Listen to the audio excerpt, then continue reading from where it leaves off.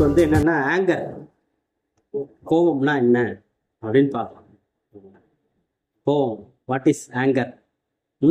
நம்ம கோபப்படலாமா, படக்கூடாதா? முதல்ல கோபம் எதுக்கு வருது அப்படின்றது தான் இன்னைக்கு டிஸ்கஸ் பண்ண போறோம். எல்லாமே நீங்க நல்லா பாத்தீங்கன்னா நான் எடுக்கிற சப்ஜெக்ட்ஸ் எல்லாமே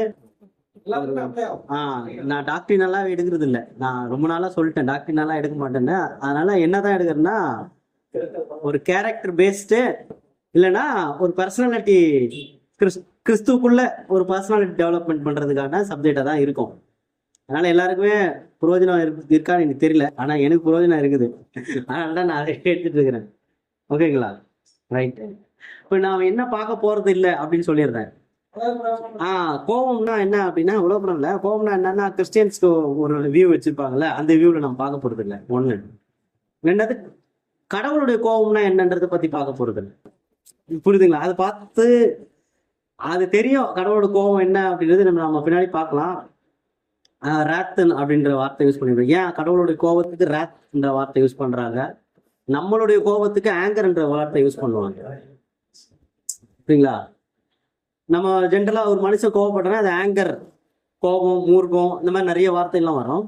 ஆனா கர்த்தருடைய கோபத்துக்கு என்ன அதிகமா வார்த்தைகள் யூஸ் பண்ணா ராத்ன்ற வார்த்தை பயன்படுத்துவாங்க. ஏன் அதுக்கும் இதுக்கும் வித்தியாசம் என்ன இருக்குன்னா நிறைய இருக்கு. அதனாலதான் அந்த கோபத்துக்கும் இந்த கோபத்துக்கும் நிறைய வித்தியாசம் இருக்குது. அதுல முதல் பாயிண்ட் என்னன்னா, கோபப்படுறதுக்கு தகுதியானவர் அவர் ஒருத்தர் தான், அதனாலதான் அது ராத்து. ஏன்னா அவர் படத்துக்கு பேர் கோபமே கிடையாது. ஆக்சுவலா நமக்கு புரிஞ்சுக்கிறதுக்காக கோபம்ன்ற வார்த்தை பயன்படுத்தப்பட்டிருக்கு. ஆனா உண்மையிலேயே அவர் படுறது என்னது இல்லை, ஆக்சுவலா கோபம் கிடையாது. புரியுதுங்களா? ஆனா நமக்கு வந்து அந்த ஃபோர்ஸ கோபம்னு சொன்னாதான் நமக்கு புரியும். கோபம்ன்றது ஒரு ஃபோர்ஸ் இல்ல. ஐயோ கடவுள் கோபப்படுறாரு பண்ணாதான் நமக்கு அது புரியுன்றதுக்காக அப்படி இருக்கே தவிர நிஜத்துல அவருக்கு கோபம் பட வேண்டிய அவசியம் இல்லை, பட மாட்டார். ஏன்னா அப்படி கோவப்பட்டா அவருக்கு உலகத்திலே கோவப்படுறதுக்கு தகுதியானவர் அவர் ஒருத்தர் மட்டும்தான். வேற யாருக்கும் கோவப்படுறதுக்கு என்ன கிடையாது. ஏன்னா ராத் அப்படின்னா எதுக்காகன்னா, ஒரு நீதியே பிறை தவழும் போது அந்த நீதிக்காக நியாயம் செய்யறதுக்கு பேர் தான் கோபம் கடவுளை பொறுத்த வரைக்கும். ஆக்சுவலா கோபம்னாலே அதுதான் அர்த்தம். ஒரு நீதி தவறும் பொழுது அந்த நீதிக்கு நியாயம் செய்யறோம் இல்லையா, அந்த நியாயத்துக்கு பேர் கோபம். அதான் ராத். புரியுதுங்களா? இப்ப நம்மளும் அப்படியே பண்ணிட்டு அப்படியே கோபப்படுவோம். ஒரு நீதி தவறி அந்த நீதி நியாயம் செய்யறதுக்காக கோபப்படுவோம். பட்டிருக்கிறேன் என்னைக்காவது. அப்படியே அந்த நீதி தவறி அந்த நீதி நியாயம் செய்யற மாதிரி இருந்தா கூட அது நம்ம சுயநீதியா இருக்கும். நான் ஒரு ரூல்ஸ் வச்சுக்கிறேன், அந்த ரூல்ஸுக்கு அகைன்ஸ்டா வேற ஒருத்தவங்க போயிட்டாங்கன்னா அது நீதி தவறுத்த மாதிரி. அதனால நான் ஒரு கோபத்தை காட்டுறேன்னா அது முதல்ல நீதியும் கிடையாது, அதுக்கு காட்டுறது கோபமும் கிடையாது. புரியுதுங்களா? அது என்ன கிடையாது, அது நியாயமும் கிடையாது. ஆமா. ஸோ அதனாலதான் என்ன இங்க புரியுதுன்னா, கடவுளோட கோபம்ன்றது அது ஆக்சுவலா கோபம் கிடையாது. நம்ம அந்த கோபம், அந்த ஃபோர்ஸ், கோபம்ன்ற வார்த்தையில நம்மளா புரிஞ்சுக்கிறோமே தவிர அது கோபம் இல்லை, அது நீதி. அதுக்கு நீதிக்கு தகுந்த நியாயம் செய்யறதுக்கான அடையாளம். ஓகேங்களா? ஸோ அதனாலதான் நான் அந்த பாத்தை மட்டும் எடுக்கல. கடவுளுடைய கோபம்னா என்னன்னு பார்க்க போறது இல்லை. இப்போ மனுஷனுடைய கோபத்தை குறிச்சு பார்க்க போறோம். இது ஒரு கேரக்டர் ஸ்டடி. ஓகேங்களா? கேரக்டர் ஸ்டடியில நம்ம ஏற்கனவே பார்த்துருக்கிறோம். 2 விதம் இருக்குது கேரக்டர் ஸ்டடியில. சொல்லுங்க பார்க்கலாம். கேரக்டர் ஸ்டடியில கேரக்டர்ல ஸ்டடி அப்படின்னா 2 பாயிண்ட்ல 2 பர்செப்ஷன்ல அதை படிக்க முடியும். கேரக்டர் ஸ்டடி எப்படின்னா, ஃபார் எக்ஸாம்பிள், இந்த கேரக்டர்ன்ற வார்த்தைக்கு 2 மீனிங் இருக்கு. ஒண்ணு ஒரு பர்சனாலிட்டியை குறிக்கும். உதாரணத்துக்கு பைபிள்ல பாத்தீங்கன்னா ஆபிரகாம்னா அது ஒரு கேரக்டர், ஆதாம்னு ஒரு கேரக்டர், யோபுன்னு ஒரு கேரக்டர், ஒரு பர்சனாலிட்டி குறிக்கும். இது ஒரு பர்செப்ஷன். அந்த பர்சனாலிட்டியை லைஃபை படிக்கிறதுக்கு பேர் கேரக்டர் ஸ்டடி. ஓகேங்களா? அந்த பர்சனாலிட்டி அவர் வாழ்க்கையை படிக்கிறதுக்கு பேர் என்னது? Character study. இன்னொரு கேரக்டர் ஸ்டடி என்ன அப்படின்னு பார்த்தோம்னா, சுபாவங்களை, மனிதனுடைய இயல்பு, மனிதனுடைய பண்புகளை படிக்கிறது. மனிதனுடைய பண்பு கேரக்டர் இருக்குல்ல, அன்பு, சமாதானம், தயவு, இச்சை அடக்கம், இதெல்லாம் ஒரு சுபாவம். இதுவும் ஒரு கேரக்டர். கோபம், மூர்க்கம், விகாரம், பொறாமை, இதுவும் ஒரு கேரக்டர். உங்களுக்கு புரியுதுங்களா? இந்த மாதிரி கெட்டது நல்லதுன்னு இருக்கிற இந்த பண்புகளை ஸ்டடி பண்றது பேர் என்னதுதான்? Character study. ஒரு பர்சனை ஸ்டடி பண்றதுக்கு பேர் கேரக்டர் ஸ்டடி. இதுல ஒரு நபர், ஒரு பைபிள்ல இருக்கிற ஒரு பிப்ளிக்கல் பர்சனாலிட்டியை நீங்க ஸ்டடி பண்றது கேரக்டர் ஸ்டடி நமக்கு யூஸ்ஃபுல்லா இருக்குமானா இருக்கும். ஆனா அதை தாண்டி ரொம்ப யூஸ்ஃபுல்லா இருக்கிறது எதுனா, இந்த பண்புகள், மனித சுபாவங்களை படிக்கிறது தான் ரொம்ப யூஸ்ஃபுல்லா. ஏன்னா அந்த சுபாவங்களை படிக்கிறது நாமளே படிக்கிற மாதிரி. உங்களுக்கு புரியுதுங்களா? ஆபிரகாம் கிட்ட இருக்கிற சுபாவம் நம்ம கிட்ட இல்லாம கூட இருக்கலாம். ஆனா பொதுவான சுபாவத்தை படிச்சீங்கன்னா அது கட்டாயமா அதுல ஏதோ நமக்குள்ள என்ன ஆயிடும் இருக்கும். ஸோ அதனாலதான் இதுக்கு இதையும் கேரக்டர் ஸ்டடியா தான் நம்ம கன்சிடர் பண்ண வேண்டியதா இருக்கு அப்படின்னு பார்க்கணும். ஓகேங்களா? அப்ப இன்னைக்கு கோபம்ன்ற ஒரு கேரக்டரை படிக்க போறோம். புரிஞ்சுங்களா எல்லாருக்கும்? ஓகே, கோபம்னு சொல்லக்கூடிய ஒரு குணலட்சணம், ஒரு கேரக்டர், அதுதான் நம்ம பார்க்கணும். இத இப்போ கோபம் நம்ம கொல்லலாமா கொல்லக்கூடாதா? கோபம் வந்தா கொல்றாங்க நிறைய பேரு இல்லையா? நம்ம கோபப்படலாம். Okay okay, very good. Control பண்ணிக்கலாம், வெளில காமிச்சு விடணும், அன்பை மட்டும் தான் காட்டணும். அது ஒரு மாதிரி ஹிப்போக்ரசி நடிப்பாயிடாதா?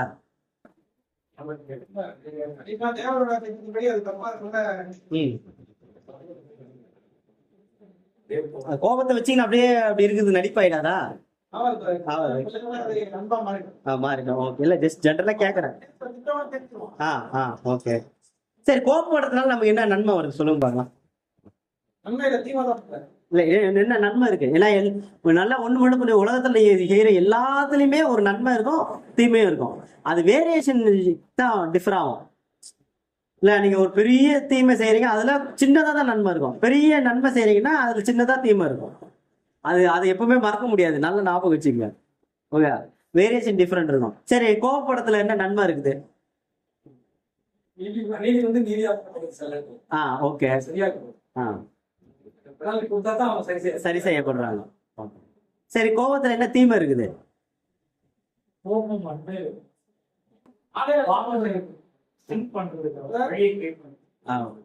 கோபம் வந்து பாவத்துக்கான ஒரு வழியை கிரியேட் பண்ணுது. ஓகே, கரெக்டான ஒரு பாயிண்ட். ரொம்ப கோவப்பட்டு பாரு, அவன் உடம்பெல்லாம் காலி ஆயிடும். கோபம் வந்து நம்மளுடைய மைண்டு பாடியை கொலாப்ஸ் பண்ணிடும். ஓகே, வேற யாராவது சொல்லுங்க. அவங்க 3 பேர் தான் பேசுறாங்க. இப்ப பாத்தீங்கன்னா இந்த கோபம் இருக்குல்ல, கோபம் வந்து ரொம்ப டேஞ்சரான ஒரு விஷயம். ஒரு பர்சனுக்கு, ஒரு மனுஷனுக்கு கோபம்ன்றது ரொம்ப ரொம்ப டேஞ்சரான விஷயம். இந்த கோபம் வந்ததுன்னா ஒரு மனுஷனை டிஸ்ட்ராய் பண்ணிடும்.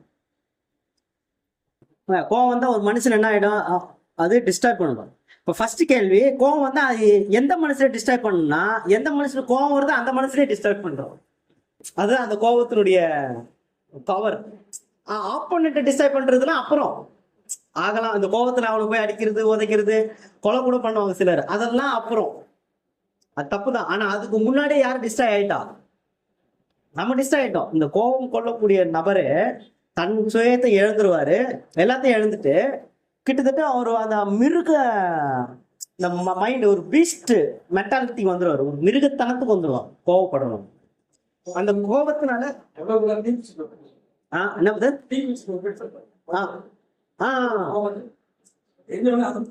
அதுவும் சேர்ந்து இதுவாயிடும்.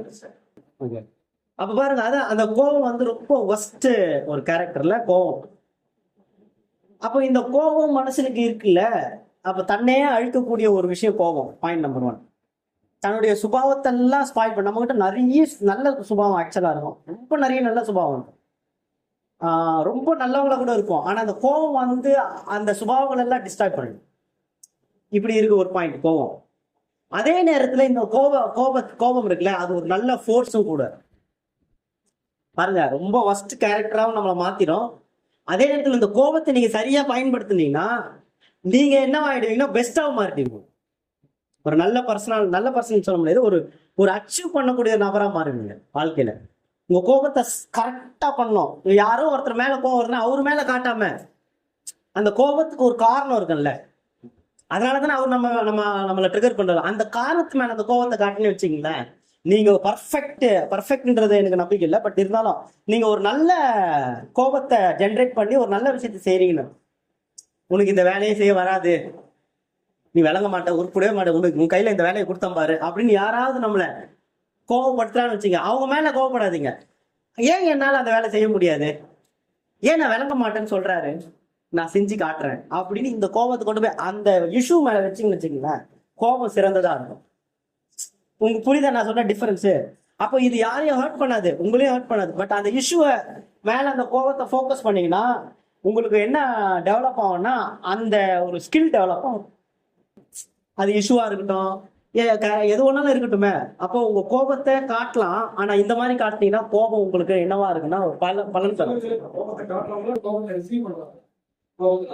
அதான் இந்த இப்போ நான் யாரோ ஒருத்தவங்க நமக்கு உள்ள இருக்கிற கோபத்தை ட்ரிகர் பண்றாங்கன்னு வச்சுக்கீங்களேன். ட்ரிகர் பண்ணுவாங்க, இது சரியில்லை அது சரியில்லை.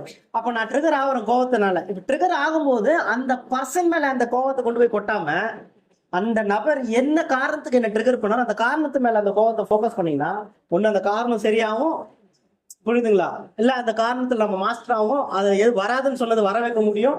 இப்படி நிறைய விஷயங்கள். இது ஒரு ஃபோர்ஸ். கோபம்ன்றது ஆக்சுவலா கோபம்ன்றது என்னது? ஒரு சிறந்த ஒரு ஃபோர்ஸ் தான். பட் ஆனா நம்ம என்ன பண்றாது, சும்மா இஷ்டத்துக்கு கத்துன்னு கத்தி சும்மா போட்டு நம்ம அந்த கோபத்தை ஸ்பாயில் பண்ணிட்டு இருக்கோம். ஏன்னா அப்புறம் இப்படிதான் இருக்கிறோம். அதே மாதிரிதான் பல விதமான கோபம் இருக்கிறதா சைக்காலஜி சொல்லுது. நம்ம பைபிளுக்குள்ள வர்றதுக்கு முன்னாடி சொல்றேன். கோபத்துல நிறைய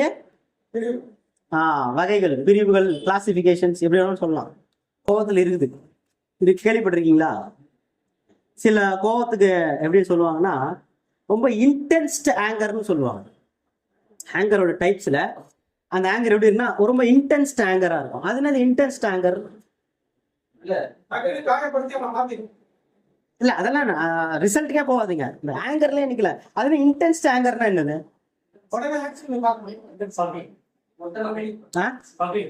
ஓகே, ரொம்ப இன்டென்சிவா இருக்கும் அந்த ஆங்கர். கரெக்ட். ரொம்ப இன்டென்ஸ்டா அப்படியே ஃபோக்கஸ் பண்ணி அந்த ஆங்கர் இருக்கும். அதெல்லாம் நான் ரிசல்ட்குள்ளே எப்பவுமே போவேன். அந்த ஆங்கரை புரிஞ்சுக்குங்க, ரிசல்ட் விட்டுரு. அப்போ அந்த ரொம்ப ஃபோக்கஸ்டா இருக்கும். இப்போ நான் இங்க இருக்கிறேன்னா இப்போ என் ஃபோக்கஸ் கிஷோர் கிட்ட இருக்கா, நான் கிஷோர் மேல எனக்கு கோபம் இருக்கு, ஃபோக்கஸ் அங்கதான் இருக்கும். அவரை போட்டு டார்ச்சர் பண்ற வேர்டிங்ஸ், அவரை காயப்படுத்துற மாதிரியே நான் பாயிண்ட் அவுட் பண்ணி பேசுவேன், செயல் பண்ணுவேன், அவமானப்படுத்தி ஏதாவது ஒன்று பண்ண. என் ஆங்கர் வந்து இன்டென்சிவா இருக்கும் அவர் மேலேயே. இது ஒரு விதமான டைப் ஆஃப் ஆங்கர். இது தப்பு. இந்த கோபம் ரொம்ப மோசமான தவறான கோபம். ரொம்ப இன்டென்ஸ்டா ஒருத்தரை ஃபோக்கஸ் பண்ணி நம்ம என்ன பண்ணக்கூடாது, கோபப்படுத்த கூடாது. அவரு என்ன காரணம் பண்ணா கூட நம்ம அப்படி என்ன பண்ணக்கூடாது, செய்யக்கூடாது. அடுத்தது அதே மாதிரிதான் அன்இன்டென்ஷனல் ஆங்கர். இந்த ஆங்கர் பேர் என்னது? அது என்னது அன்இன்டென்ஷனல் ஆங்கர்?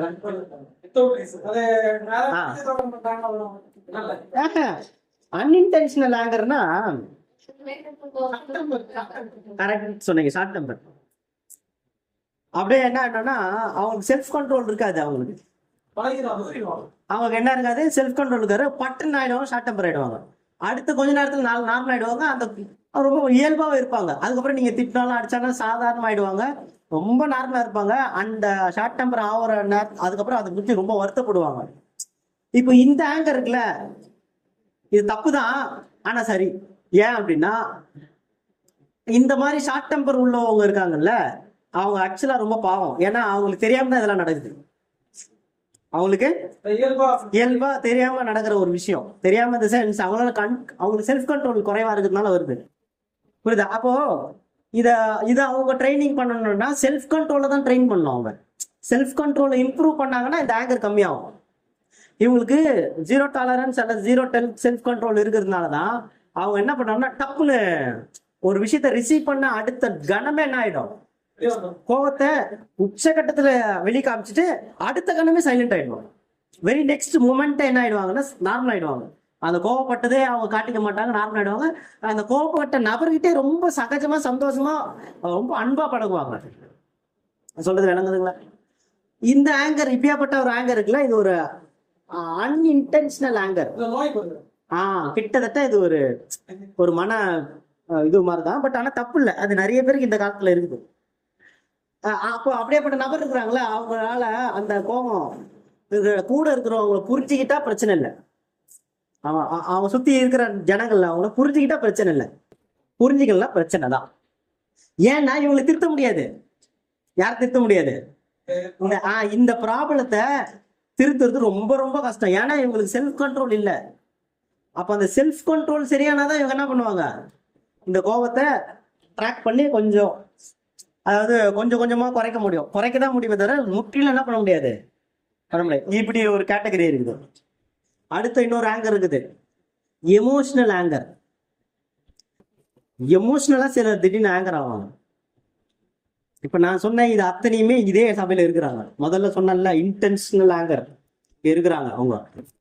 அதாவது இந்த சபையில அந்த ஜனம் இருக்கிறாங்க, அப்படியேப்பட்ட கேரக்டர் உள்ள நபர் இருக்கிறார். அடுத்தது ஆங்கர் சொன்ன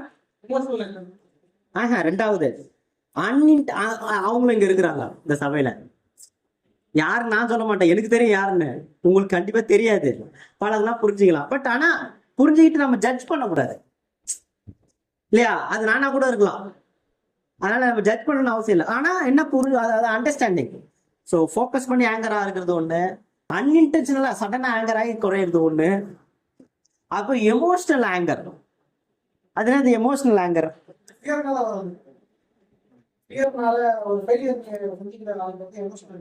இல்ல, ஃபியர் ஆங்கர் தனியாவே இருக்குது.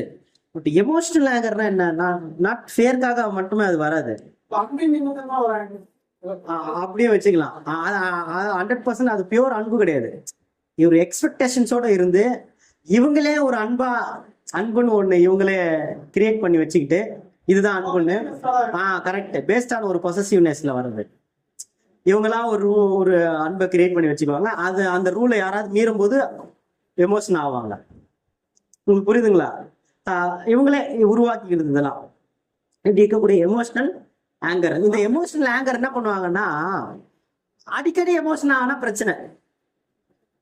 இந்த எமோஷனல் ஆங்கர்ஸ் கேரக்டர் இருந்தாங்கன்னா அடிக்கடி ஆயிட்டாங்கன்னா பிரச்சனை. எப்பயாவது ஒரு வாட்டி ஆனா பரவாயில்ல, அடிக்கடி ஆவாங்க சிலர்லாம்.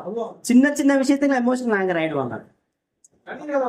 எமோஷனல் ஆங்கர் ஆயிட்டா அவங்க பெருசா என்ன பண்ணுவாங்கன்னா, தனியா போய் உட்காந்து அழுகுறது, இல்லைன்னா யார் மேலேயாவது அந்த கோவத்தை கிட்டத்தட்ட யார் மேலே கோவத்தை காட்ட மாட்டாங்க அவங்க. அதுதான் மேட்ராங்க. அவங்க அந்த எமோஷனல் ஆங்கர் உள்ள பர்சனாலிட்டி யார் மேலே என்ன பண்ண மாட்டாங்க, கோவத்தை போயிட்டு கத்தி ஊருன்னு சண்டை போட்டுலாம் காட்ட மாட்டாங்க. தாங்களே ஹர்ட் பண்ணிக்கோங்க. அதுதான் அங்க பிரச்சனை காரணம் இருக்குதுலயே. அது இன்னும் டேஞ்சரு. தாங்களே என்ன பண்ணி வருத்திக்கிறது, தாங்களே ஹர்ட் பண்ணிக்கிறது, தாங்களே வந்து ஒரு துன்பத்துக்குள்ள தள்ளிக்கிறது, ஒரு சைலண்ட் மோடுக்கு போயிடுறது, எல்லாமே தாங்களே எதையாவது ஒண்ணு பண்ணிக்கிற ஒரு செயல்ல இருப்பாங்க. இதுக்கு பேர் எமோஷனலா ஒரு ஆங்கர். அப்படி எமோஷனலா அந்த ஆங்கர் என்ன ஆகுது, வெளிப்படுறதுக்கு அர்த்தம். அப்புறம் நீங்க சொன்ன மாதிரி ஃபியர் பேஸ்ட் ஆங்கர், பயத்துல சடனா ஒரு நடுக்கத்துல ஒரு பயம், ஆங்கர், கோவம் வந்துடும். இதெல்லாம் ரொம்ப அன்இன்டென்ஷனல், ஒரு பயத்தினால அதனுடைய வெளிப்பாடா கோவம் வரும். அடுத்து ரைச்சியஸ் ஆங்கர். யோகுக்கு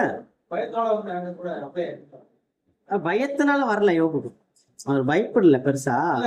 அவர் வந்து என்னன்னா, அதான் அவர் ரொம்ப எமோஷனல் ஆயிட்டாரு. இப்ப பாருங்க, ரைச்சியஸ் ஆங்கர். அது என்னது ரைச்சியஸ் ஆங்கர்? நானு கேரக்டர் டாக்டரின்குள்ள போவாது, யாருக்கிட்டையும் போவாது, ஜென்ரலா சுபாவத்தை. Righteous anchor. ரைச்சியஸ் ஆங்கர்னா ஏதோ ஒரு நீதி இருக்கு, அந்த நீதியை தவறும் போது வரக்கூடிய கோபம், இதுக்கு பேரு ஒரு ரைச்சியஸ் ஆங்கர் அப்படின்னு ஒரு சில. அப்புறம் என்னன்னா அன்ஜஸ்டிஸ் ஆங்கர்னு கூட சிலர் சொல்லுவாங்க. அப்படின்னா என்ன அர்த்தம்? நியாயமே இல்லாத கோபம். தான் பக்கம் தவறு இருக்குன்னு தெரியும், ஆனா கோவப்பட்டு அந்த தவறை மறைப்பாங்க. தான் செஞ்சு தப்புன்னு நல்லா தெரியும் அவங்களுக்கே, ஆனா கோபத்தை வெளிக்காமிட்டு தப்பை மறைக்கிறது, அந்த கோபத்தை வெளிக்காமிச்சு தன் தவறை நியாயப்படுத்துறது. இந்த மாதிரி இத்தனை விதமான கோபம் இருக்குது. புரியுதுங்களா? இத்தனை விதமான கோபம் மனுஷனுக்குள்ள இருக்குது. அப்படின்னா கோபப்படக்கூடிய மனுஷர்கள் இத்தனை விதமா இருக்கிறாங்க. அவங்க நம்மளை சுத்தி இருப்பாங்க. ஓகேங்களா? இப்போ இந்த சப்ஜெக்ட்ல நாம என்ன பார்க்க வேண்டியது இருக்கு அப்படின்னா, இந்த மாதிரி கோபப்படக்கூடிய நம்மளை சுத்தி இருக்கிறாங்க அப்படின்றது ஒரு அண்டர்ஸ்டாண்டிங். இன்னொரு அண்டர்ஸ்டாண்டிங், இந்த மாதிரி கோபப்படுறவன் நானாவே இருக்கிறேன். புரியுதா உங்களுக்கு? இப்ப சொன்ன இந்த விதமான கோபம்னா நம்மளை சுத்தி இருக்கிறவங்ககிட்ட இருக்கும், அதே நேரத்துல நம்மகிட்டயே இருக்குமா இருக்காதா? ஏதோ ஒன்னோ ரெட்ட கூட இருக்கும், சொல்ல முடியாது. இப்ப இருக்கிற இதெல்லாம் பார்த்தா இத்தனையும் நம்ம கிட்ட ஒரே ஆளுகிட்ட இருக்கிறது கூட வாய்ப்பு இருக்குது. புரியுதுங்களா? இந்த மாதிரி இத்தனை விதமான கோபம் இருக்கு. இது எல்லாத்தையும் தாண்டி சிலருக்கு வந்து அதான் சொன்னேன், இந்த என்னன்னா சூழ்நிலைகள் நிமித்தமா டார்ச்சர் தாங்க முடியாம அவங்க சுபாவமே மாறி ஒரு மாதிரி கோபம் அப்படின்ற ஒரு வியாதிக்குள்ளேயே போயிடுவாங்க. மன ரீதியா கோபம்லாம் வரும். இப்ப உதாரணத்துக்கு பாத்தீங்கன்னா ஒரு கோபத்தை பேஸ் பண்ணி ஒரு டிசார்டர் இருக்குது. அதுக்கு பேரு பைப்போலார் டிசார்டர் அப்படின்னு கேள்விப்பட்டிருக்கீங்களா? Bipolar disorder. ஆமா. அதாவது மனநிலை பாதிக்கப்படும் லைட்டா. அது வேற. இது சொல்ல பைப்போலார் டிசார்டர். பைப்போலார் டிசார்டர்னா என்ன சொல்லுங்க பார்க்கலாம். அதாவது ஒரு கோபம் ஸ்டார்ட் ஆன உடனே உச்சத்துக்கு போயிடும். கிராஜுவலாம் இல்ல, அப்படி கோபம் ஆரம்பிக்கும் போது அது எங்க போயிடும், பீக்ல போய் நின்றோம். அது கொஞ்ச நேரம் அப்படிதான் இருக்கும். அப்படி ஆரம்பிச்சோடனே பீக்ல உச்சத்துல போய் நின்றோம். அடுத்தது கொஞ்சம் அந்த கோபம்லாம் முடிஞ்சது. சில நேரத்துல என்ன கோபம் தணிஞ்சிடும். இப்போ கோபப்பட்டதுக்கு நேர் கான்ட்ராஸ்டா அப்படியே ஒரு, அதாவது உச்சமா கோவப்பட்டவங்க அடுத்த இன்னொரு பாயிண்ட், இன்னொரு போல், அதான் பைபோலார். இது ஒரு போல். அந்த அதர் சைடு இன்னொரு எண்ட்ல எப்படி இருப்பாங்கன்னா சாந்தத்தோட உச்சகட்டத்துல இருப்பாங்க. சாந்தத்தோட உச்சகட்டம் நல்லா புரியுது. சாந்த சொருபியா இருப்பாங்க. கூப்பிட்டு 2 அப்ப நம்ம வாங்கிட்டு போவாங்க. அந்த அளவுக்கு சாந்த சொருபியா இருப்பாங்க. ஏன்னா இவர் தானடா அன்னைக்கு எப்படி கோவப்பட்டாரு, இன்னைக்கு என்னடா இவ்வளவு அன்பா இருக்காரு அப்படின்னு நினைச்சு முடிப்போம். திருப்பி இன்னொரு ஸ்டேஜ்ல போவோம். அப்படி இருக்கும். இது ஒரு மாதிரி டிசார்டர். இது ஆக்சுவலா ஒரு மனப்பிறழ்வு. அது பேரு பைப்போலார். இந்த டிசார்டர் எப்படி, ஆமா, இந்த டிசார்டர் எப்படி வரும் அப்படின்னா அதிகமா ரிலேஷன்ஷிப்ல இருக்கிறவங்களுக்கு தான் இந்த டிசார்டர் வரும். ரிலேஷன்ஷிப், கணவன் மனைவி உறவு, யாராவது லவ் பண்ணா அவங்களுக்குள்ள உறவு, ரொம்ப ஃப்ரெண்ட்ஷிப், நிறைய ஃப்ரெண்ட்ஷிப்புக்கு முக்கியத்துவம் கொடுக்குறவங்க, இந்த மாதிரி மனுஷர்களை நேசிக்கிறவங்க, இவங்களுக்கு தான் இந்த பிரச்சனை வரும். ஏன்னா இவங்களுக்கு ஏன் இந்த பிரச்சனை வருதுன்னா இவங்க சுத்தி இருக்கிறவங்களால ரொம்ப இம்பாக்ட் ஆவாங்க. ஆகி ஆகி ஆகி என்ன பண்ணா அவங்கள நிறைய ரிசீவ் பண்ண ஆரம்பிப்பாங்க. அவங்க மேல அவங்களுக்கு கேர் பண்ணுவாங்க, அன்பு காட்டுவாங்க. அப்படி எல்லாம் பண்ணும்போது அந்த ஆப்போனன்ட்ல இருந்து எதுவுமே வரலன்னு வச்சுங்க, ஒரு ஏமாற்றம் வந்துடும். ஆப்போசிட்ல இருக்கிறவங்க நீ கேர் பண்றதுல ஒரு புள்ளி கூட நீ எனக்கு திருப்பி செய்யலன்னும் போது என்ன வந்துடும், அங்க நேச்சுரலா கோவம் வந்துடும். மிஸ் அண்டர்ஸ்டாண்டிங் கிரியேட் ஆகும். அப்படியே என்ன ஆகும்னா அது ஒரு ரொம்ப பொறுமையா இருந்தவங்களுக்கு தான் இந்த வியாதி வருதுன்றாங்க. பொறுமையா ரொம்ப நாள் இருந்தவங்க தான் இந்த பொறுமையை இழக்கும் போது வரக்கூடிய பிரச்சனை இது. அப்ப என்ன அர்த்தம், ரொம்ப பொறுமையா இருந்து பார்த்து ஒண்ணு செஞ்சு ரொம்ப அன்பா அரவணைச்சு எல்லாம் போய் சுத்தி இருக்கிறவங்க யாரும் அதை கேர் பண்ணல, அதை அசட்டை பண்ணிட்டாங்க. அதுக்கு ஏத்த திருப்பி பலன்னு வரணும். அப்போ ஒரு அட்டென்ஷனோ ஏதோ ஒண்ணு திருப்பி கிடைக்கலன்னும் போது எப்ப பார்த்தாலும் ஒரு டார்ச்சர், ஒரு ஒரு ஒரு டாக்ஸிக் என்வாயர்மெண்ட்ல இருந்தோம்னா, கூட இருக்கிறவங்க எப்பவுமே டாக்ஸிக்காவே இருக்கிறாங்க, எப்பவுமே ஒரு மாதிரி குத்தி காட்டி பேசுறாங்க, ஒரு மாதிரி என்வாயர்மெண்ட்ல இருந்தீங்கன்னா அதை அனுபவிச்சு பொறுமை காத்து சில வருஷம், ரொம்ப வருஷம் பொறுமை, ஒரு 6-7 வருஷம்னு வச்சுங்களேன், பொறுமை காத்து இதுக்கு மேல முடியாதுன்னு ஒரு ஸ்டேஜ் வரும்போது பஸ்ட் அவுட் ஆயிடுவாங்க. அப்படி பஸ்ட் அவுட் ஆனா அந்த பஸ்ட் கோபம் உச்சத்துக்கு போயிடும். அதுக்கப்புறம் ஏன்டா இப்படி பட்டேன்னு சொல்லி வருத்தப்பட்டு அப்படியே சாந்த சொருபி ஆகி இயேசு கிறிஸ்து மாதிரி தெரிவாங்க கொஞ்ச நாள்ல. அதாவது சிம்பிளா சொல்லணும்னா திடீர்னு சாத்தானா மாறுவாங்க, திடீர்னு இயேசு கிறிஸ்துவா மாறுவாங்க. அவங்க என்ன இவ்வளவு சாந்த சொருபி, அடடா ஆண்டவர் இயேசுவே இறங்கி வந்த மாதிரி இருக்குதே அப்படின்னு நினைக்கிற அவங்கதான் திடீர்னு எப்படி ஆயிடுவாங்கன்னா என்ன ஆயிடுவாங்க, இது சாத்தானோட மோசமானதா இருக்கு, ஐயோ இவ்வளவு கோவப்படுது. கணவன் மனைவியா இருந்தாலும் இன்னும் டேஞ்சர். ஒய்ஃபுக்கு பயம் வந்துடும். இது கணவன் கிட்ட இந்த மாதிரி பிரச்சனை இருந்ததுன்னா ஒய்ஃப் பயப்படும், ஐயோ இவங்க கூட எல்லாம் வாழவே முடியாது, ஆமா என் உயிருக்கே உத்தரவாதம் இல்லைன்றது. அவ்வளவுதான். அதே மாதிரி மனைவிக்கு இந்த மாதிரி பிரச்சனை இருந்துன்னு வச்சுக்க, அவ்வளவுதான் பயப்படுவார் கணவர்லாம். அவளை பார்த்தா இது என்னவா மாறிச்சுன்னு தெரியலையே, இது உள்ள என்ன போயிட்டு இருக்கே தெரியலையே, திடீர்னு இப்படி ஏறுது, ஐயோ என்ன பண்றதுன்னு தெரியலையே, இன்னைக்கு வீட்டுக்குள்ள போனா என்ன ஆகும், அடடா இப்ப போனா வீட்டுக்குள்ள என்ன ஆகும் தெரியலையே அப்படின்னு பயத்தோட வருவாரு. புரியுதா? என்னடா இது திடீர்னு சாந்த சொர்பியா மேரி மாதா மாதிரி இருக்குது, நம்பிக்கிட்ட போலாமா அப்படின்னு டவுட்லயே வாழ்க்கை ஓடிட்டே இருக்கும். இப்படி இருக்கு இல்லையா? ஏன் இதை சொல்லனா, இந்த மாதிரி ஒரு ப்ராப்ளம், இந்த மாதிரி டிசார்டர்ல மாட்டணும் தான் நான். புரியுதுங்களா? எனக்கு இந்த மாதிரி ஒரு டிசார்டர் அது தேவ கிருபை சரியாயிடுச்சு, பயப்படாது யாரும். ஏன்னா இப்ப சொன்ன சூழ்நிலைகள் தான் நம்ம அப்படி பார்த்தோம். ரொம்ப அன்பா அரவணைப்பா இருந்தீங்கன்னா இப்படி ஆயிடுவீங்க.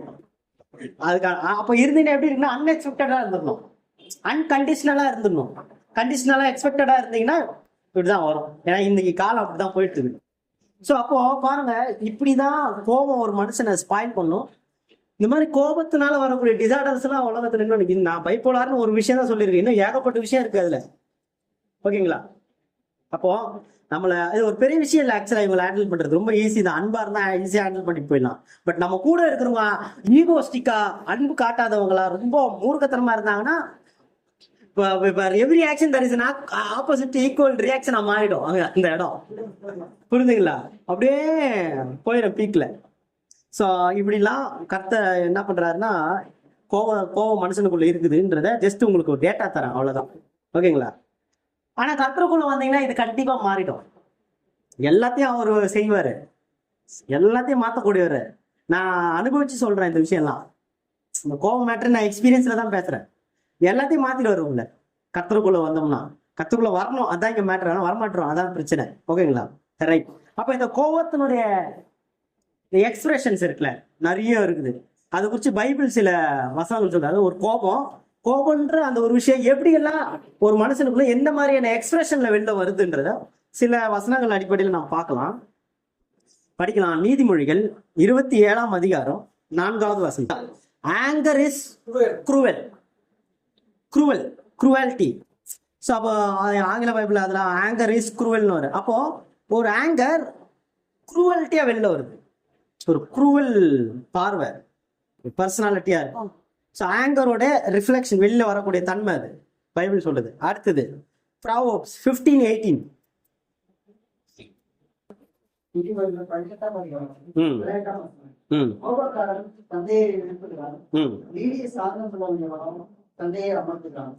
பாருங்க, படிங்க. ஓகே, போதும். அப்ப இங்க என்ன சொல்லிட்டாருன்னா, ஷார்ட் டெம்பரை பத்தி தான் இங்க பேசுறாரு இங்கிலீஷ்ல. தமிழ்ல பாத்தீங்கன்னா கோவக்காரன் தண்ணியே எடுக்கிறான் இருக்கும். ஆனா ஆங்கில பைபிள்ல பாத்தீங்கன்னா ஷார்ட் டெம்பரை பத்தி பேசுவாரு.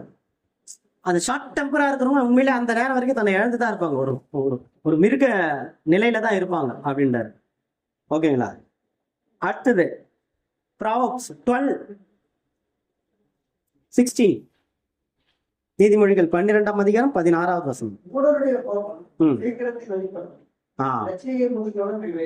அப்ப மூடனுடைய கோபம், அதாவது என்னன்னா அனாய்ட், எரிச்சல்னு சொல்றாரு. கோபம் வந்து எரிச்சலா வெளிப்படும். அது தமிழ் பைபிள்ல ஜென்ரலா இருக்கும். இப்ப நீங்க ஸ்பெசிபிக்கா படிக்கும் போது தான் புரியாது. ஹீப்ரூலயும் சரி, இங்கிலீஷ்ல சில இடங்கள்ல படிங்க. இங்கிலீஷ்ல படிங்க. பாருங்க, fools are easily upset அப்படின்னு வருது பாருங்க. அப்ப என்னன்னா ரொம்ப அப்செட் ஆயிடுவாங்க இந்த கோபம் உள்ளவங்க. ஞானம் இல்ல, ரொம்ப எரிச்சல் ஆவாங்க. ஆக்சுவலா இந்த அப்செட்டுக்கு கொஞ்சம் மீனிங் என்னன்னா அனாய்டுன்ற மீனிங் கொடுப்பாங்க ஹீப்ரூல. எரிச்சல் ஆவாங்க. அப்போ ரொம்ப கடுமையா எரிச்சலா இருக்குன்னா அவங்களுக்குள்ள என்ன இருக்குன்னா கோபம் இருக்குன்னு அர்த்தம். புரியுதுங்களா? ஸோ இதெல்லாம் வந்து ஒருத்தருக்குள்ள கோபம் இருக்கு. அந்த கோபம் ஒரு மனுஷனுக்குள்ள இருக்கு. அது இப்படிலாம் என்ன ஆகுது, வெளிப்படுது. உங்களுக்கு இந்தந்த தனத்துல வெளிப்படுது. ஒரு குரூவல்ட்டா வருது, ஷார்ட் டெம்பரா வெளியே வருது, அப்செட் ஆகுறது, எரிச்சல் ஆகுது. இதெல்லாம் கோபத்தினுடைய விளைவு. அப்போ நீங்க எரிச்சல் ஆகிறத கட்டுப்படுத்துறன்னா முடியாது. கோபத்தை கட்டுப்படுத்தினா அது கட்டாயிடுது. கோபத்தை கட்டுப்படுத்தா எரிச்சல் ஆகிற விதம், கோபத்தை கட்டுப்படுத்தினாதான் குரூவல்ட்டி கட்டாகும், கம்மியாகும். உங்களுக்கு நான் ஸ்ட்ரெயிட்டா அந்த பாயிண்டே அப்படின்னா முடியாது உங்களுக்கு. அப்போ இதுக்கான சோர்ஸ் என்ன அப்படின்னு பார்க்கும்போது அதை தான் நீங்க கண்ட்ரோல் பண்ணணும். அப்படி இருக்கு, அதையும் பார்க்க போறோம். அப்போ அது பண்ணுவாங்க. கோவம் வந்தவங்களுக்கு தான் பொறாம இருக்கும். கோவம் வந்து எப்படி இருக்கும், பயங்கரமா பொறாம கொள்ளுவாங்க. இதெல்லாம் வந்து கோபம். அந்த கோபம் வந்து ஒரு மனுஷனுக்குள்ள இருக்கு, அதனுடைய எசன்ஸ் இதெல்லாம். புரியுதுங்களா? ஒருத்தர் அன்பா ஜென்டலா உள்ள ஒரு இருதயத்துல சுத்தம் இருக்கு, அன்பு இருக்கு, காம்னஸ் இருக்குன்னா அவருடைய அந்த எசன்ஸ் வேற மாதிரி இருக்கும். உங்களுக்கு புரியுதுங்களா? அந்த எசன்ஸ் வெளியில வரக்கூடிய அந்த பண்புகளுடைய எசன்ஸ் வேற மாதிரி இருக்கும். விட்டு கொடுப்பாங்க, பொறுமையா இருப்பாங்க, நிதானமா இருப்பாங்க, இது மாதிரி இருக்கும். அதே மாதிரி ஒருத்தருக்கு உள்ள கோபம் இருக்குன்னா இதுதான் எசன்ஸ், எரிச்சல் ஆகுறது. சிலர்லாம் வந்து வித்தியாசமான கோவப்படுவாங்க. அவங்க கோபம் எப்படின்னா ஆக்ஷன்ல மட்டும்தான் இருக்கும். நம்மள மாதிரி கத்துறதோ இதெல்லாம் இருக்காது, வெறும் ஆக்ஷன், செயல்ல கோவப்படுவாங்க. இதை நிறைய விமன்ஸ் தான் இதை ஆக்சுவலா யூஸ் பண்ணுவாங்க. செயல்ல அவங்க கோபத்தை செயல காட்டிடுவாங்க. நான் ஜென்ஸ் என்ன பண்ணுவாங்கன்னா கோபம் வந்து கத்திட்டு அவங்க பாட்டு போய் சைலண்ட் ஆயிடுவாங்க. விமன்ஸ் அப்படி பண்ண மாட்டாங்க மோஸ்ட்லி. அவங்க ஆவும் கத்திட்டு போய் சைலண்ட் ஆக மாட்டாங்க. சிலர் தான் ஆவும் கத்தி சைலண்டா, இவங்க காமா இருப்பாங்க ஆனா காம் கிடையாது. வெளியில தோற்றம் காமா இருக்க மாதிரி இருக்க, உண்மையிலே காம் கிடையாது, பயங்கர கோபத்துல இருப்பாங்க. ஒரு டைம் வரும்போது அல்லது அதை நமக்கு எதிரான கோபத்தை செயல்ல காமிச்சிட்டு போயிடுவாங்க. உங்களுக்கு புரியுதுங்களா? அது நீ அனுபவிச்சதான் தெரியும். நமக்கு எதிரான கோபத்தை எப்படி காட்டுவாங்க? செயல்ல காமிச்சிருவாங்க. நம்ம கத்துன்னு போய் படுத்துருவோம். அது பெரிய பாதிப்பு உருவாக்குறத விட பாக்குதோ இல்லையோ அது கொஸ்டின் மார்க். ஆனா இவங்க வந்து சைலண்டா இருந்துட்டு நேரம் வரும்போது அந்த கோபத்தை செயல்ல காட்டும் போது அது பெரிய இம்பாக்ட் கொடுத்துரும், பாதிப்பே உருவாக்கிடும். எல்லாம் வளரும் பண்ணி வைக்கலாம். இப்படிதான் பல பேருடைய கோபம் இப்படிதான் இருக்கும். அதனால நீங்க அப்சர்வ் பண்ணணும். மனுஷருக்கு கூட ஜஸ்ட் லைக் நம்ம பழகிறதுக்கு முடியாது. அப்சர்வ் பண்ணணும், பார்க்கணும். அப்பதான் அவங்க யாருன்னு நம்மளால ஒரு டிசிஷனுக்குள்ள வர முடியும். ஸோ இப்படிலாம் கோபம் இருக்குன்னு பார்க்கணும். ஸோ இவ்வளவு நேரம் நம்ம ஜஸ்ட் கோபம் அதனால இன்ட்ரடக்ஷன் அப்படி இப்படி பார்த்துருக்கோம். ஜென்ரல் இன்ட்ரடக்ஷன், சுபாவம். இப்போ நம்ம என்ன பண்ணோம்னா பிப்ளிக்கல் ஸ்டாண்டுக்குள்ள போகலாம். என்னென்ன பைபிள் சொல்ல வருதுன்றத படிக்கலாம்.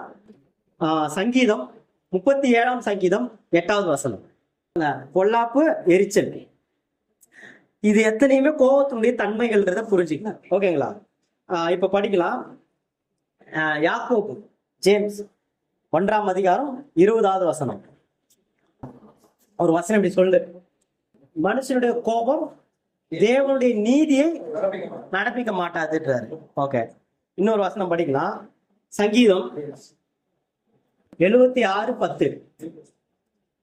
சாம்ஸ் சங்கீதம் 76:10.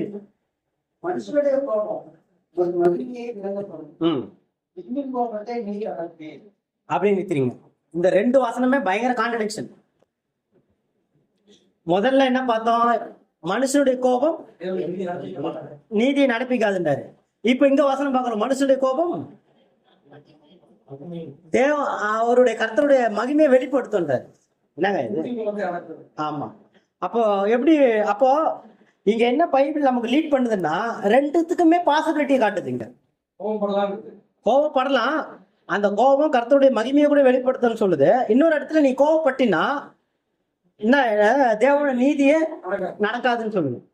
உங்களுக்கு புரியுதுங்களா? அப்போ ரெண்டு பாசிபிலிட்டி இருக்கு இந்த கோபத்தினால. அப்போ எதை எங்க காட்டணும்ன்றதுதான் இங்க மேட்டர். ஓகேங்களா? அப்போ கர்த்தருடைய மகிமையை வெளிப்படுத்த விதமான சில கோபம் இருக்கு. ஆனா இருக்கு, அது சூழ்நிலையில தான் இருக்குது, கோபத்தில் இல்லை. அந்த சூழ்நிலையில நீங்க காமிக்கக்கூடிய கோபம் தான். உதாரணத்துக்கு இப்போ ஆண்டவராக இயேசு கிறிஸ்து எடுத்துக்கலாமே, எப்படி வெளிப்படுத்தினார்? இப்ப படிச்ச இந்த வசனத்துல என்னன்னா, தேவனுடைய கோபத்தை மகிமையா மாத்தினார்ல, அவர் மகிமையா வெளிப்படுத்து அப்படின்றதுக்கு ஒரு வசனம் படிக்கலாம். எப்படி அவர் காட்டினார் அப்படின்னா,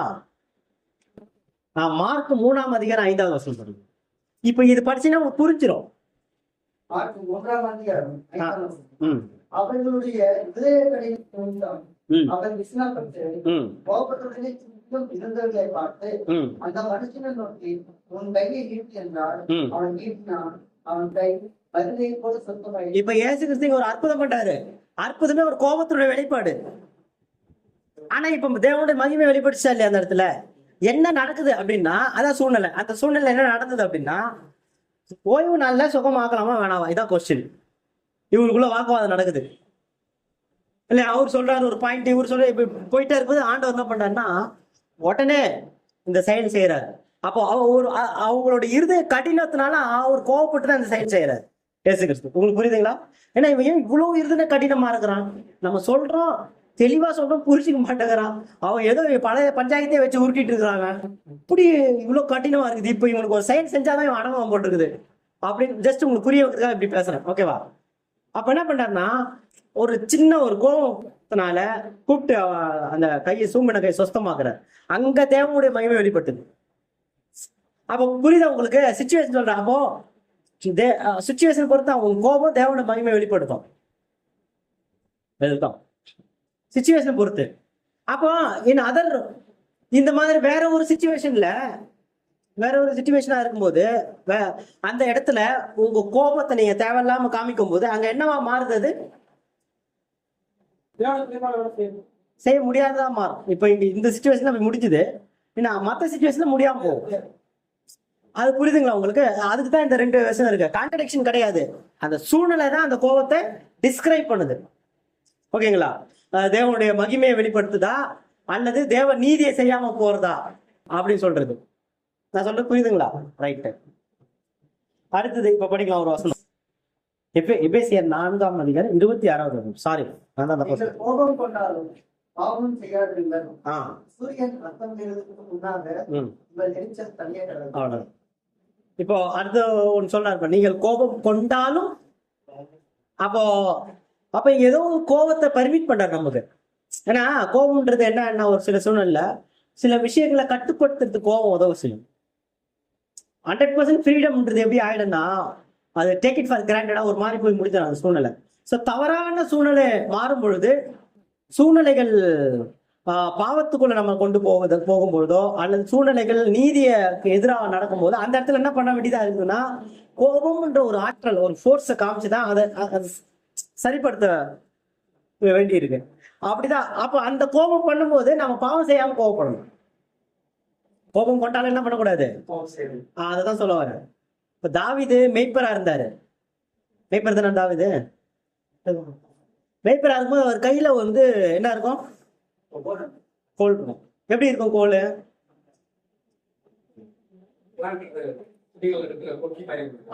கரெக்ட். முன்னாடி ஒரு கொக்கி மாதிரி இருக்கும். அந்த ஆட்டுங்களுக்கு ஏதாவது உணவு தேவைன்னா அதை பிடிச்சி அப்படியே கீழே வரைக்கும் இழுப்பாரு, அது எகிரி சாப்பிட்ரும். பிடிச்சி இழுத்துட்டே இருப்பாரு. சரி, இல்லை தேவைன்னா அதை கட் பண்ணி கீழே கூட போட்டுருவாங்க, சாப்பிடுமா? ஓகே, அந்த கோல் அதுக்கு யூஸ் ஆகும். அது ஒரு சைடு அப்படி இருக்கும், வளைஞ்சு யூஸ் ஆகும். திருப்பி இன்னொரு சைடு நீட்டாக கட்ட மாதிரி இருக்கும். அதே கோளுடைய பாட்டம் சைடு கட்ட மாதிரி இருக்கும், அதையும் யூஸ் பண்ணுவாரு. அது எதுக்கு யூஸ் பண்ணுவாரு? நேரா சாயந்தரம் கிளம்பி மந்தைக்கு போகணும், கிளம்பி போயிட்டே இருக்கும்போது இப்படி ஓடுங்க சிலது. அப்போ ஓடும்போது இருந்து ஒரே அடி காலில் தட்டு, அதே கோலை திருப்பி வச்சு ஒரு அடி அடிச்சாருன்னா அது அலைன்மெண்ட் ஆகி கரெக்டாக இப்படி நின்றோம். இந்த பக்கம் ஒரு அடி அது நின்றோம். ஒரு கோல்ல 2 வேலை இருக்குது. அதே தான் கோபமும். இந்த கோபத்துல 2 வேலை இருக்குது. உங்களுக்கு புரியுதுங்களா? ஸோ அப்படிதான் டிஸ்கரைப் பண்ண முடியும் அப்படின்னு பார்க்குறோம். ஸோ அப்போ இது வரைக்கும் என்ன பார்க்குறோன்னா, கோபம்னா என்ன, அதனுடைய பண்புகள், தன்மைகள், அதனுடைய கார்ஸ், ரூட்டு, இதெல்லாம் அப்படியே பார்த்துட்டே வந்துருக்கிறோம். இப்போ நெக்ஸ்ட் என்ன பார்க்க போறோம்னா, கோபம் அப்படின்ற அந்த கேரக்டர் எப்படி 1 by 1 படிப்படியா டெவலப் ஆகி வெளியில வருதுன்னு பார்க்க போறோம். ஓகேங்களா? கோபம் எங்க டெவலப் ஆகும்? நமக்குள்ள எங்க டெவலப் ஆகும்? ஓகே, அங்கதான் டெவலப் ஆகுமா? நமக்குள்ள அங்கதான் வரும். இப்போ ஆனா அந்த நமக்குள்ள அங்க வருது இல்ல கோபம், கரெக்ட், அங்கதான் டெவலப் ஆகும். ஃபர்ஸ்ட் டெவலப் ஆகுதான் அங்க வருது இல்ல. அது எதனால வருது? நிறைய காரணம் இருக்கலாம். சிம்பிளான புற காரணம், அதாவது எக்ஸ்டர்னல் அஃபேர்ஸ், வெளியில இருக்கக்கூடிய சில காரணங்களால உள்ள கோபம் பில்ட் ஆகுது. கரெக்டா? நீங்க அமைதியா ஒரு ஓரத்துல உட்கார்ந்து எதுவுமே நடக்க போறது இல்லையா? 4 பேர்கிட்ட பழக ஆரம்பிச்சாலே என்ன ஆயிடும்? அந்த 4 பேர் நமக்கு 4 பேர்ல ஒருத்தர் நம்மள வேற மாதிரி பேசுவான். கொஞ்சம் எப்படியோ ஒண்ணு ஏன்னா இந்த சமூகத்துல இறங்கி பழகும் போதுதான் இதுக்கான காரணம். சமூகத்தை விட்டு விலகிட்டே தேவையில்லை. உங்களுக்கு புரியுதுங்களா? சமூகத்தை விட்டு நீங்க விலகிட்டீங்கன்னா உங்களுக்கு கோவம் வராது, மேக்சிமம் வராது. சும்மா உட்காந்துருக்க போறீங்க, அதுல என்ன கோவம் வரப்போகுது? ஆனா சமூகத்துல இறங்கிட்டீங்கன்னா, நான் சமூகம் சொல்றது ரொம்ப பெருசெல்லாம் இல்ல, சின்னதா 2 பேர் சொல்றேன். 2 பேர் இருந்தா கூட அது ஒரு சமூகம் தான். கரெக்டா? 2 பேர் யாரு? அண்ணன் தம்பியா இருக்கலாம், அப்பா பிள்ளையா இருக்கலாம், அம்மா பெண்ணா இருக்கலாம், கணவன் மனைவியா இருக்கலாம், யங்ஸ்டர் லவ்வர்ஸா இருக்கலாம், யாரோ ஒருத்தவங்க ஃப்ரெண்ட்ஸா இருக்கலாம், யாரோ ஒரு 2 பேர் சேர்ந்தாலே அது என்னதான்? அது ஒரு சமூகம். அப்படி சேர்ந்துட்டாங்க என்ன அடுத்து என்ன வரும்னா, அந்த அண்டர்ஸ்டாண்டிங் லேக் ஆகும்போது கோவம் வந்துடும். கோவம் விதைக்கப்பட்டு உள்ள இல்ல. ஆக்சுவலா நீங்க நல்லா கவனிச்சீங்கன்னா, நமக்குள்ள கோபம்னு ஒண்ணு இல்ல, வெளியில இருக்கிற அஃபேர்ஸால அது என்ன ஆகுது, உள்ள விதைக்கப்படுது. கோபத்தை நாம தான் என்ன பண்றோம்னா, வெளியில இருந்து வர அந்த விதைய நாம தான் ஊத்தி ஊத்தி வளர்த்துக்கிறோம். நமக்கு நாமளே எதிரியா இருக்கிறோம். அதனால நான் அடிக்கடி சொல்றது, இங்க யார் வாழ்க்கையும் கெடுக்க போறது இல்ல, அவன் வாழ்க்கை அவன் கெடுத்துக்குவான். புரியுது? அவரவர்களே கெடுத்துக்கிறாங்க. அவரவர்களே என்ன ஆகிக்கிறோம், எல்லாத்துக்கும் காரணகர்த்தரா இருந்துக்கிறோம். நம்ம வாழ்க்கையில் நடக்கிற பல விஷயத்துக்கு பைபிள் தெரியவன்னு சொன்னீங்க, எதை விதைக்கிறாயோ அதான் அறுக்க போற. பல பேர் அறுக்கிறதுக்கு காரணம் அதான், நம்ம விதைச்சத பொறுமையா அறுத்துனுக்கிறோம். பொறுமையா நல்லதை விதைச்சா சந்தோஷமா இருக்கும் வரான். நல்லதை விதைச்சிருந்தா பொறுமையா நிறைய அறுத்துட்டு இருக்கலாம். விதைச்சதெல்லாம் அயோக்கியத்தனமோ ஏமாத்து வேலையோ, விதைச்சதெல்லாம் கோபமோ மூர்க்கமோ காமமோ விகாரமோ அப்படி விதைச்சிங்கன்னா அப்ப இப்ப உட்கார்ந்து அறுக்கும் போது எதான் அறுக்க முடியும்? அதுதான் அறுக்க முடியும். நீ வந்து விதைய விதைச்சுன்னா மாங்காவை தான் அறுக்க முடியும், தேங்காவை அறுக்க முடியாது. கரெக்டானே? விதைச்சதெல்லாம் கசப்பான ஐட்டத்தை விதைச்சிட்டு தித்திப்பான பழம் வரணும்னு எதிர்பார்த்தீங்கன்னா எப்படி வரும்? வராது. ஸோ அந்த மாதிரிதான் நமக்குள்ள கோபம்ன்றது படைப்பிலேயே கிடையாது. கோபம்ன்றது என்ன கிடையாதுன்னா படைப்பின் தன்மையே கிடையாது. படைப்பின் தன்மையே கிடையாது. படைப்புல நமக்கு கோபமே கிடையாது. நம்மளுடைய இயல்புல. அப்போ வெளியில நம்ம சுத்தி இருக்கிற அவுட்வேர்டு எக்ஸ்டர்னலா புற காரணங்களால நமக்கு என்ன ஆகுதுன்னா இதயத்துல கோபம்ன்ற ஒரு விதை விதைக்கப்படுது. இது ஏன் உள்ள வருதுன்னா நமக்கு கடவுள் கொடுத்த சுயாதீனத்தினாலதான் உள்ள வருது. நமக்கு வந்து கடவுள் சிந்தைய வந்து உள்ள எதுவுமே வரக்கூடாது கட்டளை போட்டு படைச்சிருந்தாருன்னா வந்திருக்காது. ஆனா அவர் நன்மையோ தீமையை நீ அனுபவிச்சு தெரிஞ்சுக்கன்றதுக்காக என்ன பண்றாருன்னா நமக்கு அந்த செல்ஃப், இந்த வில் இருக்குல்ல, செல்ஃப் வில் அது கொடுத்துருக்கிறாரு. அந்த செல்ஃப் வில் அதாவது சுயாதீனம் அப்படின்றதுனால இப்ப நமக்கு நம்மளுடைய அனுபவம் அங்கதான் சுயாதீனம் இருந்தா தான் அனுபவமே வரும். அந்த அனுபவத்துக்குள்ள நம்ம கடந்து போறோம். அப்ப நம்ம சுத்தி இருக்கிறவங்க அல்லது சுத்தி இருக்கிற வெளி காரணங்களால நம்ம இருதயத்துல பல குணலட்சணங்கள் விதைக்கப்பட்டிருக்குது. அதுல நீங்க பாக்குறது கோபம். அப்போ சிந்தனையில் கோபம் என்ன ஆகும்? துவங்கும். கரெக்டா? கோபத்துக்கு இன்னொரு பேர் தான் பிட்டர்னஸ். கோபத்தினுடைய இன்னொரு பண்பு என்ன தெரியுமா? கசப்பு, பிட்டர்னஸ். அதை ஞாபகம் வச்சுங்க. இப்போ வசனம் படிக்கலாம். நீதிமொழிகள் 14ஆம் அதிகாரம் 10வது வசனம். நீதிமொழிகள் 14ஆம் அதிகாரம் 10ஆம் வசனம். இருதயத்தின் கசப்பு இருதயத்துக்கே தெரியும், அது மலைக்கு அணியின் குழந்தை ஆவான். இருதயத்தின் கசப்பு அங்கதான் பிகின் ஆகுது. ஓகேங்களா? கோபம். அடுத்தது யோபு 7ஆம் அதிகாரம் 11வது வசனம். யோபு 7ஆம் அதிகாரம் 11ஆம் வசனம். ஆகையால் நான் என் வாயை அடக்காமல் என் ஆவியின் வேதனையால் பேசி என் ஆத்துமத்தின் கசப்பினால் அண்ணலாயிட்டேன். வாயை அடக்காம பேசிட்டேன்றாரு. அப்படின்னா ஃபர்ஸ்ட் இருதயத்துல கோபம் என்ன ஆகும்? வரும், டெவலப் ஆகும். ஆகுமா? ஆகும் தானே? ஆனது நெக்ஸ்ட் எங்க வெளில வந்துடும்? இருதயத்தின் நிறைவாய் பேசுதுல. அப்ப இருதயத்துல அன்பு நிறைஞ்சது அன்பு வரும், உண்மை இருந்தா உண்மை வரும், பொய் இருந்தா பொய் வரும். கரெக்ட் தானே? சின்ன சின்ன விஷயத்துல பொய் பேசுறாங்கன்னா உள்ள அதான் இருக்குது, அதான் வெளில வருது. உங்கள் வாயின் வார்த்தையை நீங்க ஒருத்தர் பேசுற வாயின் வார்த்தையை ஜட்ஜ் பண்ண ஆரம்பிச்சீங்கன்னா அவனோட தாட்ல என்ன இருக்கோ அதுதான் வாயில வரும். புரியுதுங்களா உங்களுக்கு? ரைட். அந்த மாதிரி கோபம் என்ன, இருதயத்திலே கோபம் இருந்தால் அது நெக்ஸ்ட் எங்க வரும்? வாயின் வார்த்தைகளால் வெளியில வர ஆரம்பிக்கும். அடுத்தது நீதிமொழிகள் 5ஆம் அதிகாரம் 4வது வசனம்.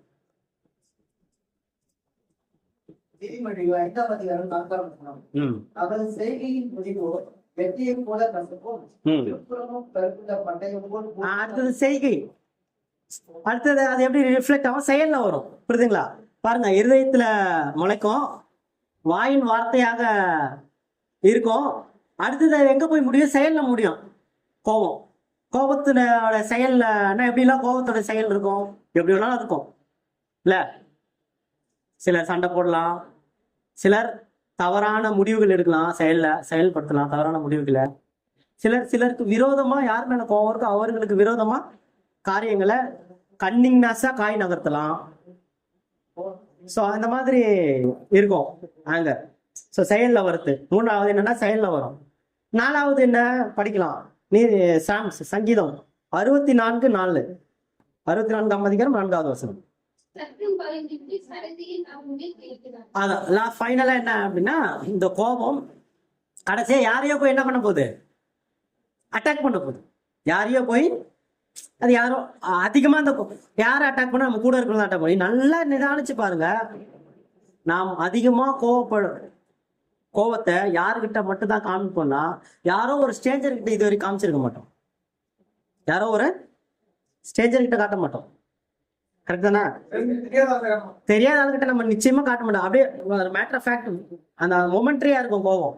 ஆனா நல்லா பழகணும் கிட்ட தான் நம்ம கோபத்தினுடைய டெப்த் அவங்க காட்டுவோம். ஏன் இப்படி நடக்குது யோசிச்சு பாருங்க. நம்ம நல்லா பழகுறோம், நம்ம யாருக்கிட்ட நல்லா பழகணுமோ, யார் நமக்கு நல்லா உதவி செஞ்சாங்களோ, யார் நம்மளை நல்லா பார்த்துக்கிட்டாங்களோ, யார் நம்ம கிட்ட அன்பா இருந்தாங்களோ அவங்க கிட்ட தான் என்ன காட்டுறோம். ஓ மை காட்,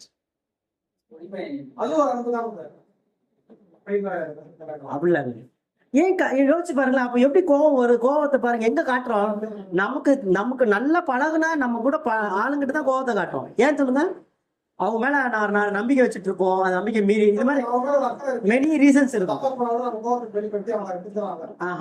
நீங்க சொல்றதுல அது ஜஸ்டிஸ் ஆங்கர் அந்த மாதிரிலாம் நம்ம எல்லாரும் தான் காட்டுவோம். அது ஒரு பெரிய இம்பாக்ட்ல கொடுத்து அது யாரையும் பிரிச்சிடாது அந்த மாதிரி கோவம்லாம். ஓகேங்களா. இல்ல ஜென்ரலாவே கோவம் எப்படி வருதுன்றத பத்தி பேசிட்டு இருக்கிறேன். ஓகேங்களா, ரைட். அப்ப யோசிச்சு பாருங்க, இப்படிதான் கோவத்தை என்ன பண்றோம், இது பண்றோம். சரி, இந்த கோபம் நமக்குள்ள இருக்குல்ல, இதை எப்படி நம்ம ஹேண்டில் பண்றது?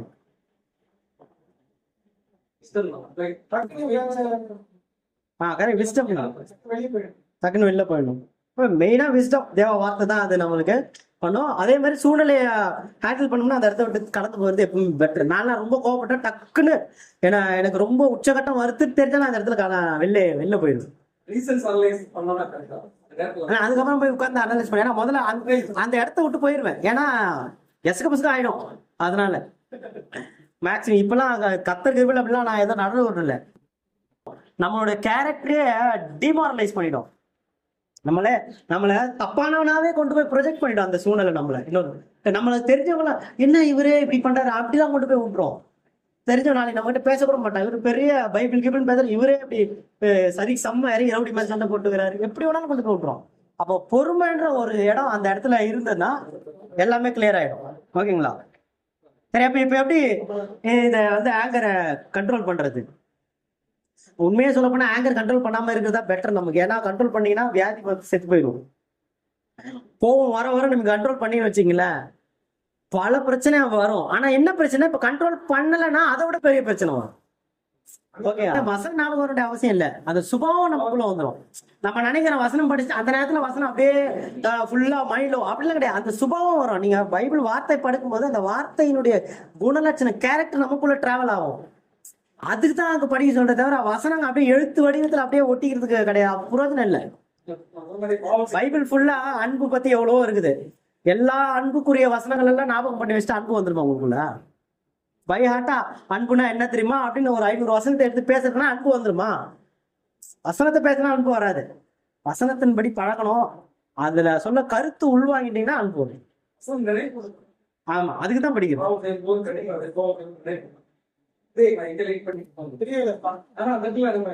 கண்ட்ரோல் அதுதான் அந்த கண்ட்ரோல். இப்ப படிக்கலாம், சில வசனங்கள் படிச்சுட்டு உள்ள வரலாம். நீதிமொழிகள் 5ஆம் அதிகாரம் 15ஆம் அதிகாரம் முதல் வசனம்.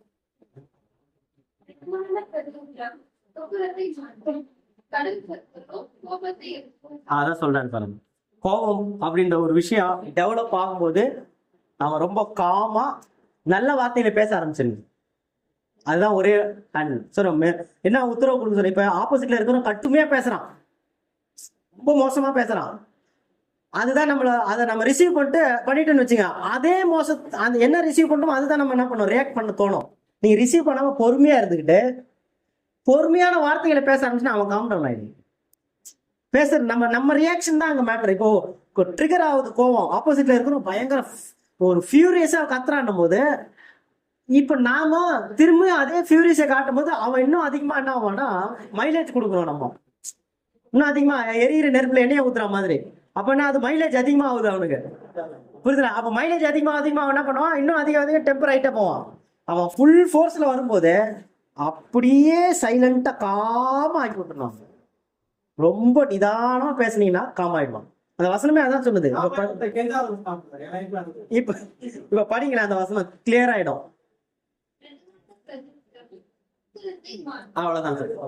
மெதுவான பிரதியுத்தரம் என்ன அர்த்தம்? ரிப்ளை. உக்கிரத்தை மாத்திடும்ன்றாரு. அப்ப மெதுவா பிரதியுத்தரம் பண்ணும்போது என்ன ஆயிடும், உக்கிரத்தை அப்படியே மாத்தோம்.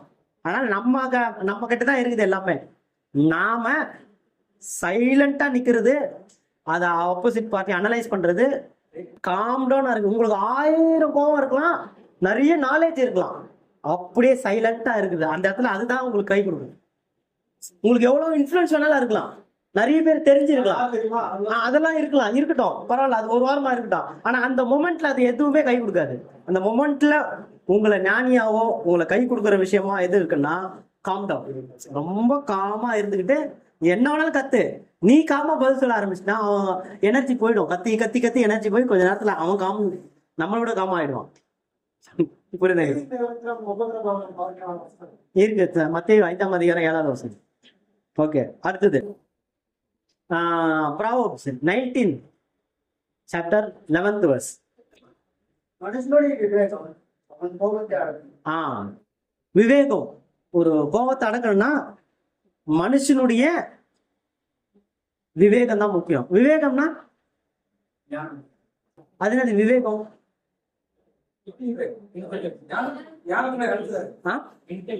ஓகே, இன்ட்ரெஸ்டா அது குறிப்பிட்ட அந்த விவேகம் எதை மீன் பண்ணுது அப்படின்னா